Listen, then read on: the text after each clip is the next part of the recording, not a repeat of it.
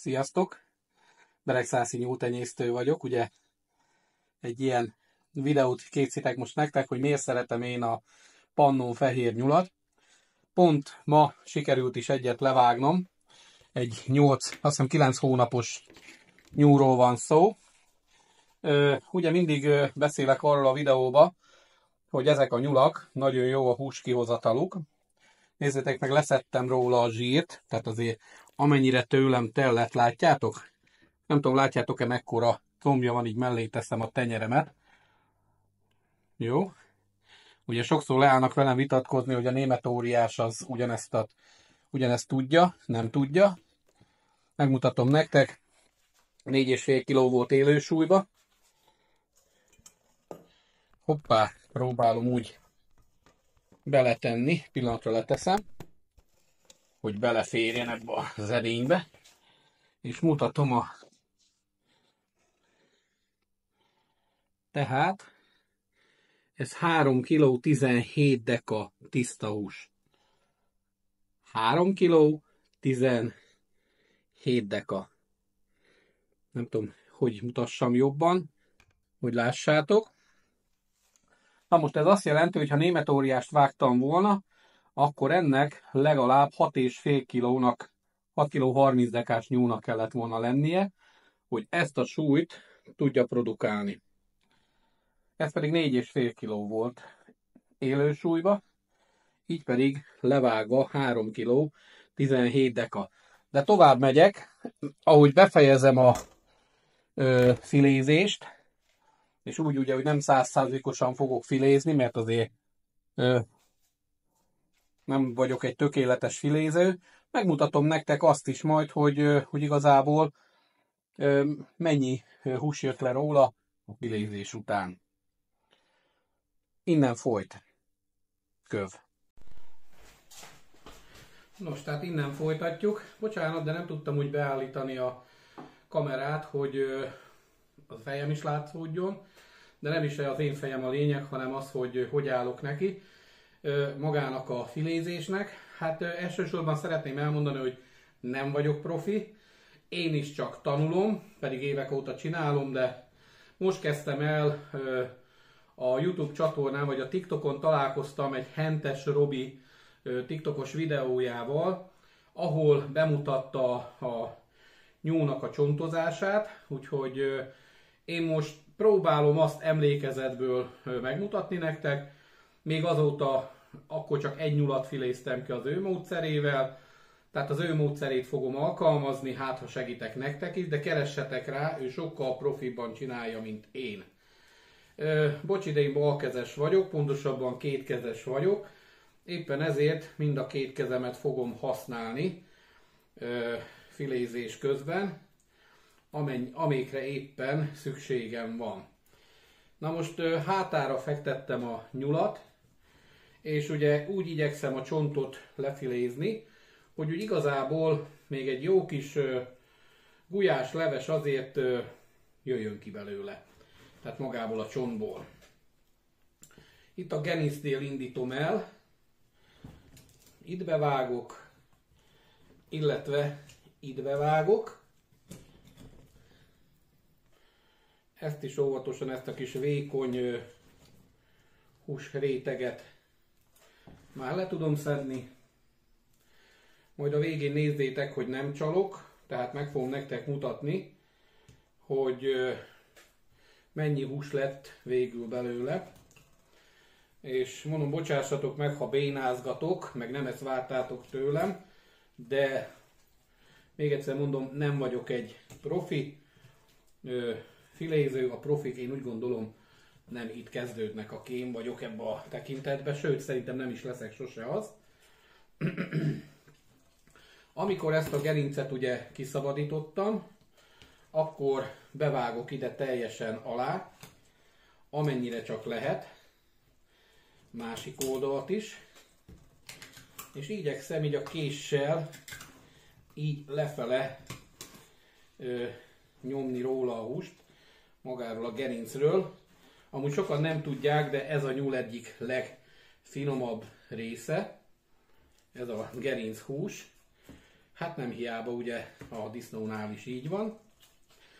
A combra figyeljetek, nem tudom közelebb vinni a kamerát, de keressétek meg ezt a keresztcsontot, és keressétek meg ugye magát a vezető csontot. Ugye itt van a nyúlnak a lábszár csontja, és ezt szépen két oldalt bevagdosom, így. Aztán gyönyörűen itt mellette, így, levágom. Hát nálam nem fog a teljes nyúl egybe maradni, a hús. Nekem nem is érdekem. Persze örülnék, ha olyan profin tudnám csinálni, ez nem kérdés. Viszont én igyekszem ilyen darabokba, amennyire csak lehet, vagdosni lefele, hiszen úgy is össze fogom vágni, és úgy is be fog kerülni a darálóba, tehát ezért is nem nagyon bosszankodok rajta. Viszont ha követem azt a módot, amit ahogy Robi feltette és megosztotta, tapasztaltam, hogy sokkal, de sokkal jobban fogok haladni, mint más esetben. Szükségem van még egy késre.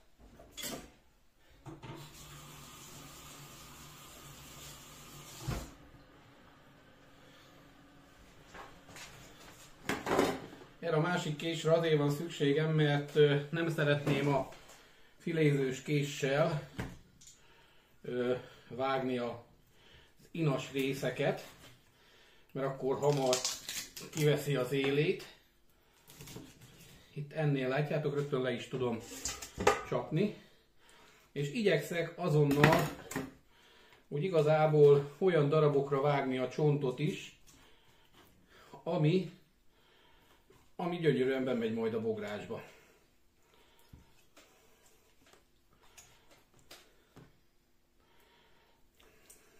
Jó.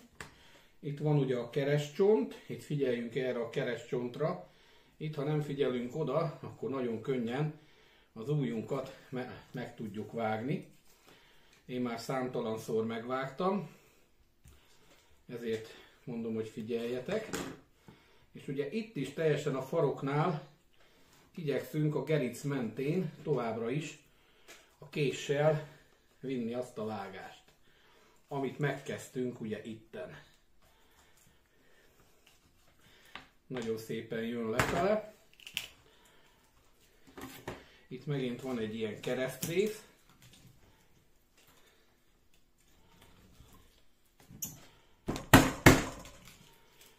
Vágódeszka van természetesen alatta. Látjátok? Így szedegettem kifele a combot. És lényegében már ki is filéztem a combot, itt az egész comb kifilézve. Ezt le is vágom. Nézzétek meg, milyen szép hús. És nézzétek, mekkora szép darab. Itt van. Jó, most jöhet a másik comb. Itt mutatom, hogy nem tudom mennyire adja vissza a videó, de ugyanúgy a csont mentén bevágok. Igyekszem ugye mellette a húst bevágni, hogy a csontot azt szépen ki tudjam szedni. És igyekszem a késsel ezeket a bemetszéseket megcsinálni. Itt van egy szép kis darab húsuka. Azért ezt nem szeretném otthagyni.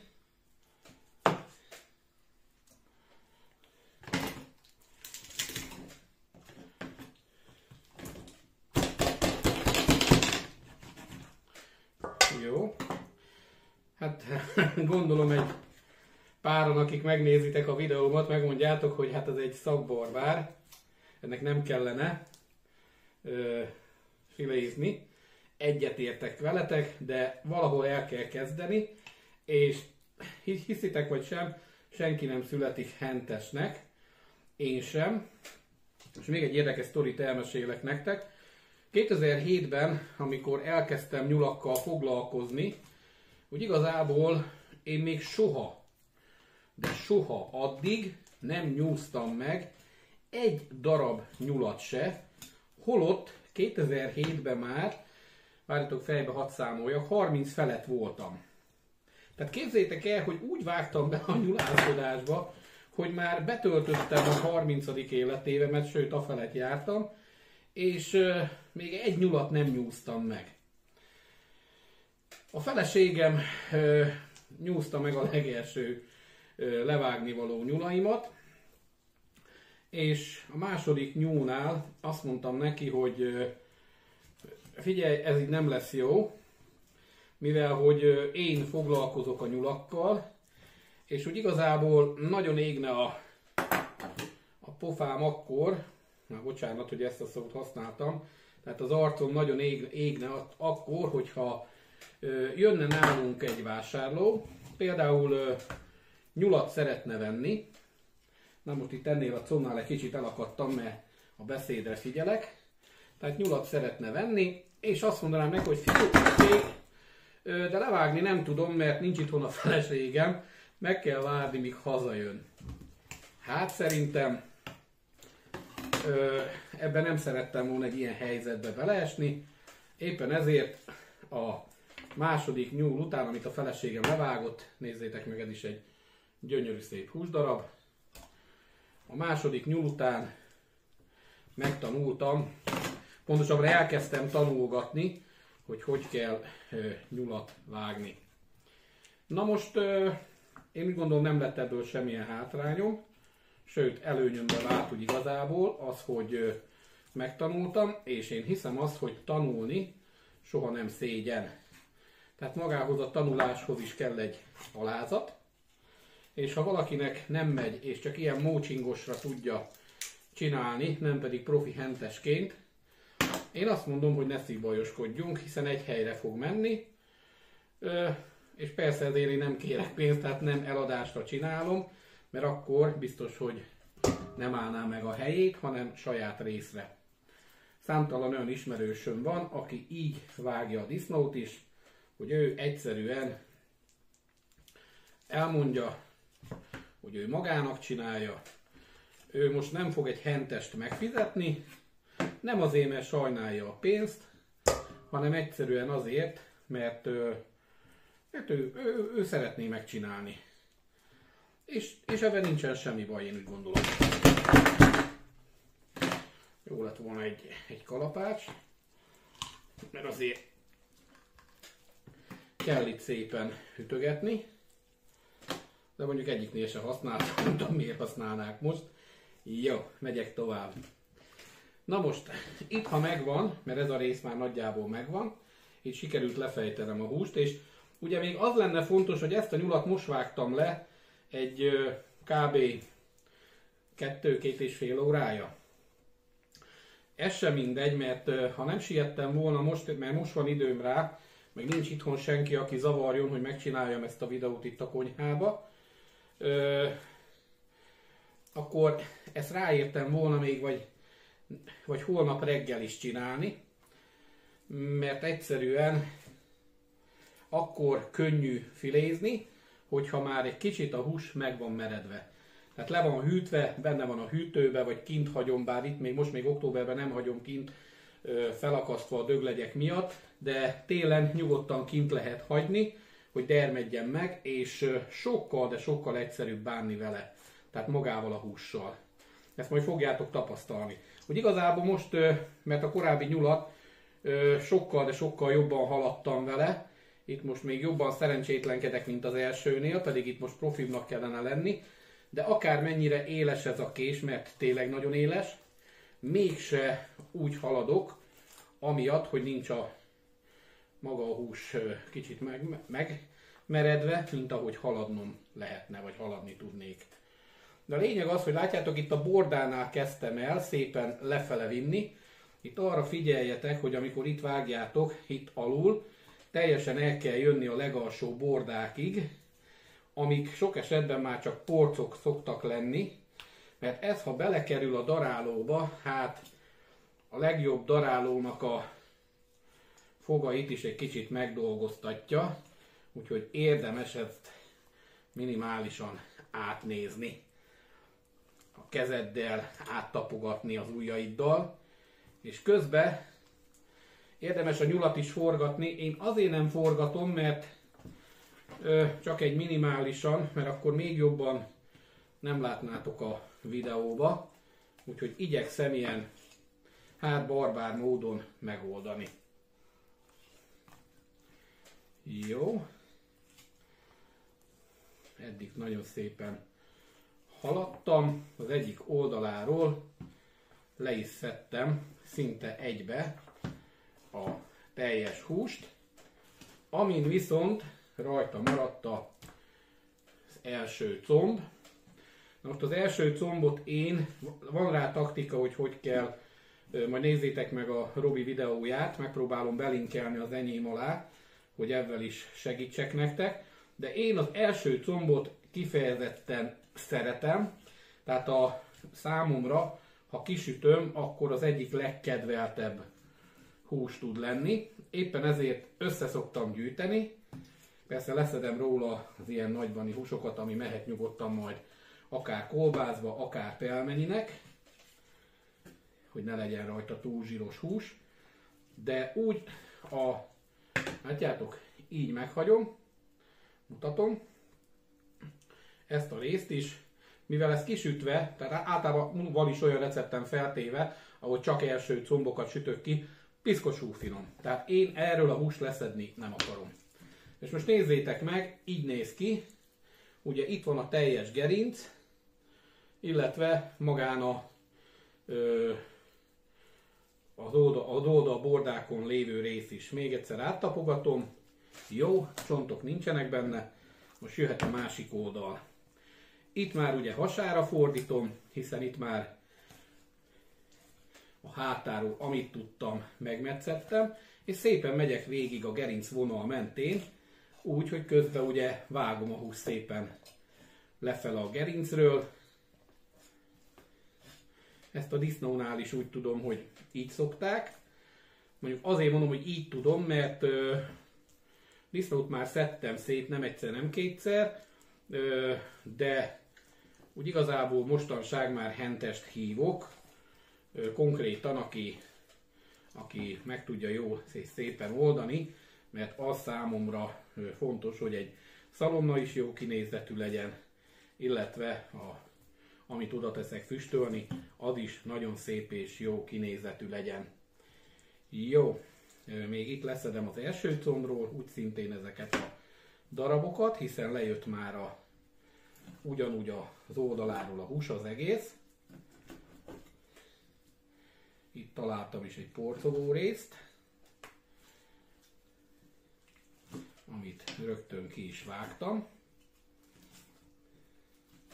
És tényleg annyira csúszkál a hús, rettentően, nem tudom a videó mennyire adja vissza, de tényleg ettől azért ügyesebb szoktam lenni, szerintem várni kellett volna ezzel, de olyan sokan kértétek már, hogy úgy döntöttem, hogy most van idő és megcsinálom.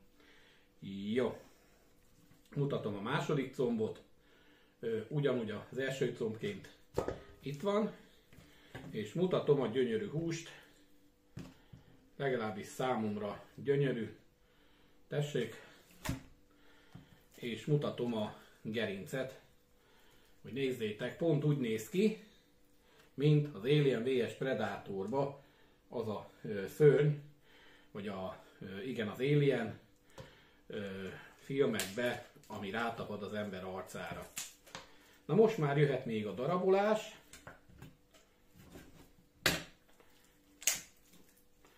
Itt lehet kézzel is tördelni, hát ebből is látható, hogy fiatal a nyuszi, mert úgy igazából, aki már vágott idősebb nyulat, hát az tudja, hogy azért azt nem nagyon lehet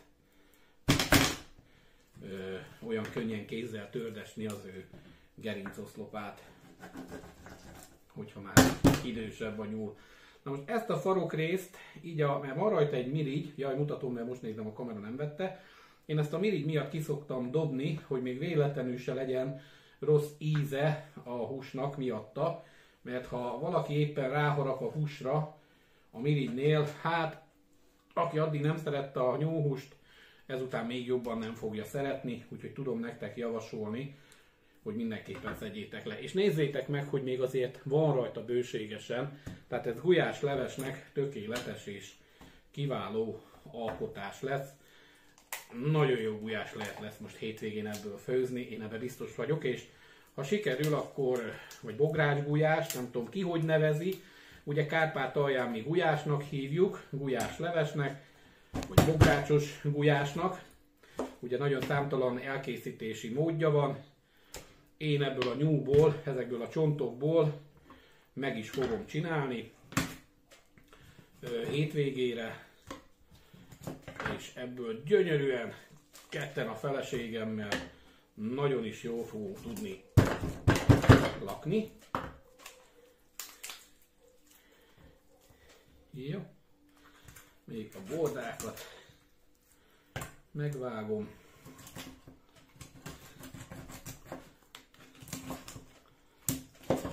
Na ez is az egyik kedvencem. Amikor csak tehetem, nem adom el, mert nagyon-nagyon szeretem. Úgyhogy már mindjárt kész is leszek. Már csak itt ezt a részt kell még elvágnom. Barbár módon, mint ahogy mondanátok. És valóban barbár módon. Plusz még itt a résznél.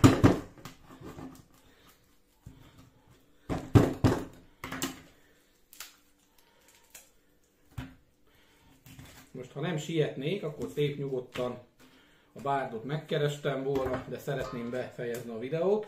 Főleg szeretném nektek megmutatni, hogy mennyi tiszta hús jött le, így. Úgyhogy még szerintem a 20%-a minimum rajta maradt a húsnak. Tehát a 3 kg 17 dekából ugye csináljunk egy bekapcsolást, maga a tál 30 deka, lemértem korábban. Tehát majdnem megmutatom nektek 2 kg és 17,5 deka. Tehát ez azt jelenti, hogy remélem veszi a videó, mert első kamerával veszem és csak ráfordítom.